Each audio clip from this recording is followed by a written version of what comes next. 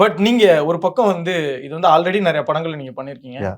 ஒரு கெட்டப்க்கு வந்து கொஞ்சம் வெயிட் போட்ட மாதிரி இருக்கீங்க. Yeah. இன்னொரு கெட்டப்க்கு டக்குன்னு குறைக்கிறீங்க. இந்த ஃபுட்ட கண்ட்ரோலே பண்ண முடியாது என்ன பண்ணாலும். சைரனுக்காக என்னென்ன விஷயங்கள் சாக்ரிஃபைஸ் பண்ணீங்க in terms of diet and அது இருக்கு எல்லா படத்துலயும் பண்றோம் நம்ம. ஐ மீன் ஒரு ஃபிட்னஸ் ஃப்ரீக் அவங்க மேசிவ் சேஞ்சஸ் நம்ம இதெல்லாம் பேசவே கூடாது.